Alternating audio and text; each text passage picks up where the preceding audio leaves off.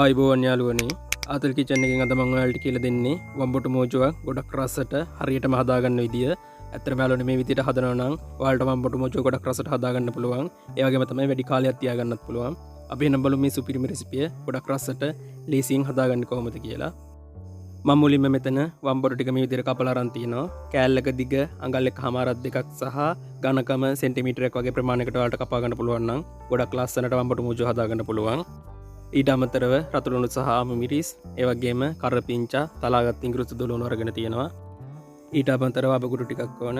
ඒ වගේම මිරිස් කුඩු, අනිවාර්යයෙන්ම විනාගිරි, කහ කුඩු සහ ලුණු කුඩු. මේ ඔක්කොම ලෑස්ති කරගත්තන් පස්සේ වම්බටු ටික මම මේ විදිහට කහ වතුරින් හොද ගන්නවා. මෙහෙම කහ වතුරින් හොදන එක අනිවාර්ය නෑ යාළුවනේ. ඔයාලා වම්බටු ටික කපලා ගොඩක් වෙලා තියන්න නැතුව ගන්නවා නම් මෙහෙම හොදන්න ඕනේ නෑ. ඒ වගේම තමයි වම්බටු ටික වතුරට දාලා ගොඩක් වෙලා තියන්නත් එපා. එහෙම වුණොත් වම්බටු ටික බෙදෙන්න 60 පැයක් විතර යනවා. දාපු ගම ඉක්මනටම ගන්න. දැන් අපි වම්බටු ටික මේ විදිහට බෙද ගන්න ඕන. ඔයාලා ලිපේ ගින්දර සාමාන්‍ය ප්‍රමාණයකට තියාගන්න. තෙල් ටික ගොඩක් රත් වුණොත් වම්බටු ටික ඉක්මනට කර වෙනවා. ඒ හින්දා පරිස්සමට ටික වෙලාවක් මේක හොඳින් බෙද ගන්න ඕන. ඒ වගේම තමයි යාළුවනේ මම අද ඔයාලට කියලා දෙන්නේ ගමේ තාලෙට ගමේ රසට හදන වම්බටු මෝජුව. ඊට අමතරව විශේෂ අවස්ථාවලදී රෙස්ටොරන්ට් වලදී හදන ගොඩක් රස වම්බටු මෝජුවත් මම ඔයාලට ඉක්මනටම ගෙනල්ලා දෙන්නම්. මේ විදිහට වම්බටු මෝජුව හදාගත්තොත් යාළුවනේ ඔයාලට නරක නොවේ දවස් 2-3ක් වුණත් මේක තියාගන්න පුළුවන්. හැබැයි විශේෂ අවස්ථාවලට හදන එක දවසක් වගේ තමයි තියාගන්න පුළුවන් වෙන්නේ. ඒ හින්දා මම මේ රෙසිපියන් වෙනම දෙන්නම්. වම්බටු ටික මේ ප්‍රමාණයට බෙදුනන් පස්සේ යාළුවනේ මේ ටික ලිපෙන් අයින් කරගන්න. ඒ වගේම තමයි යාළුවනේ මේ ටික ලිපෙන් අයින් කරගත්තන් පස්සේ පැය 5ක් 6ක් හෝ ඊට වැඩි කාලයක් තෙල් ටික බේර ගන්න තියාගන්න පුළුවන් නම් ගොඩක් හොඳයි. මොකද වම්බටු ටික බදින වෙලාවට හොඳටම තෙල් උරනවා. මම මේ විදිහට රෙදි කෑල්ලක දාලා පැය 5ක් විතර තෙල් ටික අයින් වෙන්න තිබ්බා. ඊට පස්සේ මේ විදිහට අපේ රතුළුණු ටික තප්පර 30ක් විතර හොඳට රත් කරගන්න ඕන. මෝජුව හදලා දවස් 2-3ක් වගේ තියාගන්නවා නම් ලුණු ටික හොඳින් බෙද ගන්න යාළුවනේ. මොකද ලුණු වල වැඩිපුර වතුර තියෙනවා. ඒ හින්දා වැඩිපුර ටිකක් වෙලා බෙද ගන්න. ඒ වගේම තමයි ඔයාලා කැමති නම් රතුළුණු වෙනුවට ලොකු ලුණුත් මේකට කපාගෙන එකතු කරගන්න පුළුවන්. ලොකු ලුණු කපා ගන්නකොට සාමාන්‍යයෙන් චොප්ස් වලට දානවා වගේ පොඩි ප්‍රමාණ වලින් කපා ගන්න. රතුළුණු ටිකත් තප්පර 30ක් විතර බෙදුනන් පස්සේ මම මේක අයින් කරගන්නවා. ඊට පස්සේ මේ කරපිංච ටික මේ ඉදිරියට බෙද ගන්න ඕන. ඔයාලා කැමති නම් කරපිංච එකතු කරගන්න, කැමති නම් එපා. කරපිංච ටිකත් හොඳින් බෙදුනන් පස්සේ මම මේ විදිහට තෙල් එකෙන් ඊ ටික අයින් කරගන්නවා. ඊට පස්සේ මම මේ විදිහට අමු මිරිස් ටික තප්පර 20ක් විතර හොඳින් රත් කරගන්නවා. මේ ඔක්කොම බෙදලා ඉවරනම් පස්සේ තමයි යාළුවනේ අපි හාල් මැස්ස ටික බෙදගන්නේ. තප්පර 20ක් විතර ගියන් පස්සේ මම මේ ටික අයින් කරගත්තා. මේ තියෙන්නේ අන්තිමට බෙදගත්ත අපේ හාල් මැස්ස ටික.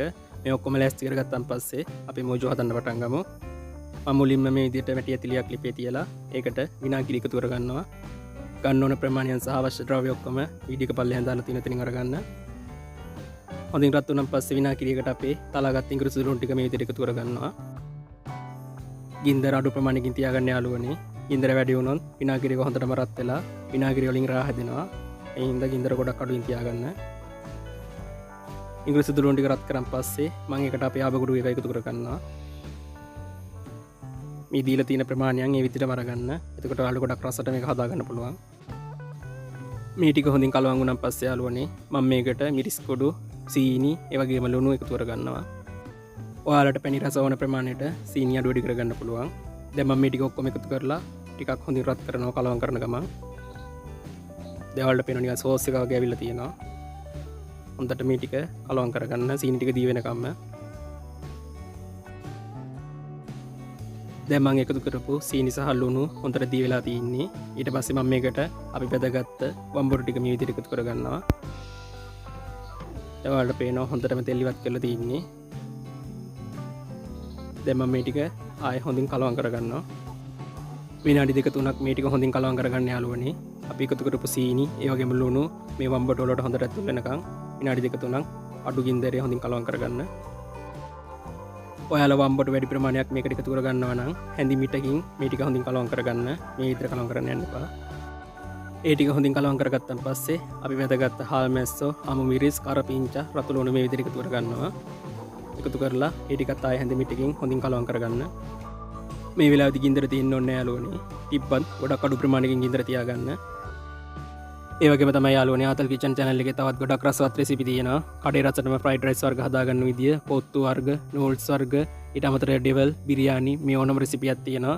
ඒ වගේම තමයි ගමේ රසට හොදි වර්ග හදාගන්න විදියක් තියෙනවා. ඔයාලට හැම රෙසිපියක්ම ආතල් කිචන් channel එක ඇතුළට ගිහිල්ලා බලන්න පුළුවන්. ඒ වගේම තමයි යාළුවනේ මේ වීඩියෝ එක හොඳ නම් අනිවාර්යෙන් වීඩියෝ එක like කරන්න, comment කරන්න, share කරන්න. ඒ වගේම තමයි channel එක හොඳ නම් subscribe කරලා එහා පැත්තේ තියෙන bell එකට පොඩි තට්ටුවක් දාගෙන යන්න. දැන් මේ ටික හොඳින් කලවම් වුණාන් පස්සේ මම මේක ලිපින් අයින් කරගන්නවා. මේ තියෙන යාළුවනේ අපි ගමේ විදියට ගොඩක් රසට හදාගත්ත අපේ වම්බටු මෝජුව. ඇත්තටම යාළුවනේ කියලා වැඩක් නැහැ, ගොඩක් රසයි. ඒ වගේම දවස් දෙක තුනක් වුණා තියාගන්න පුළුවන්. එහෙනම් ඔයාලත් අනිවාර්යෙන් හදලා බලන්න. එහෙනම් යාළුවනේ ගොඩක් ස්තුතියි මගේ වීඩියෝ එක බලුවට. තවත් රසවත් වීඩියෝ එකක් කරගෙන මම ඉක්මනට මෙන්නම්. හැමෝටම බුදු සරණයි, දේවීටයි මං ගියා.